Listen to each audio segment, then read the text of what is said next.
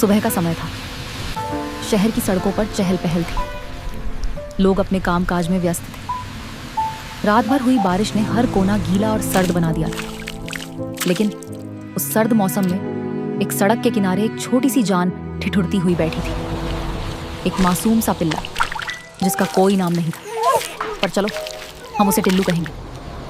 टिल्लू पूरी तरह भीग चुका था। उसके कान नीचे झुके, शरीर कांप रहा था और आंखों में डर साफ दिख रहा था। जो भी वहां से गुजरता उसे अनदेखा कर देता। कोई उस पर पैर रखे बिना निकल जाता, कोई साइकिल का कीचड़ उस पर उछाल देता।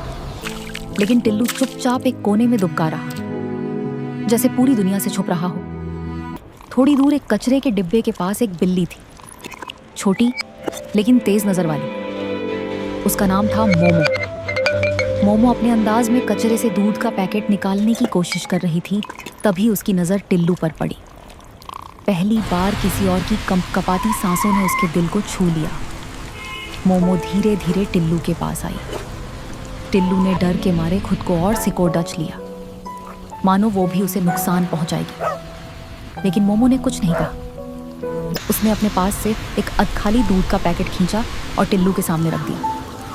टिल्लू पहले पीछे हट गया, फिर धीरे धीरे पास आया और दूध पीने लगा। उस रात बारिश अब भी हो रही थी। मोमो और टिल्लू एक पुराने गत्ते के डिब्बे के अंदर सटकर सो गए। मोमो ने अपने छोटे से शरीर को टिल्लू के साथ लगाकर रखा ताकि दोनों को थोड़ी गर्माहट मिल सके। पहली बार टिल्लू ने किसी के साथ खुद को सुरक्षित महसूस किया। बिना कोई बात किए उनके बीच एक रिश्ता बन गया था।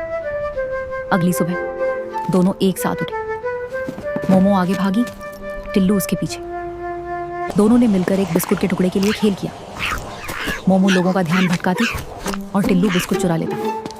फिर दोनों उसे मिलकर खाते। पहली बार टिल्लू की आंखों में चमक और मोमो के चेहरे पर सुकून। शाम होने लगी थी।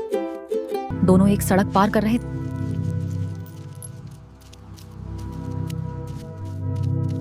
तभी एक तेज गाड़ी उनकी तरफ बढ़ती दिखी। टिल्लू समझ नहीं पाया, लेकिन मोमो ने बिना कुछ सोचे उसे धक्का देकर बचा लिया। खुद गाड़ी से टकराकर थोड़ा दूर गिर गई।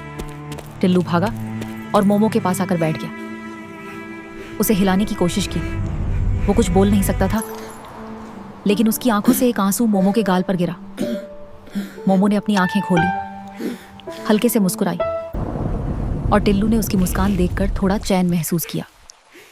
वो शाम दो अनजान जिंदगियों को एक ऐसा रिश्ता दे गई जो शायद पूरी उम्र चलेगा।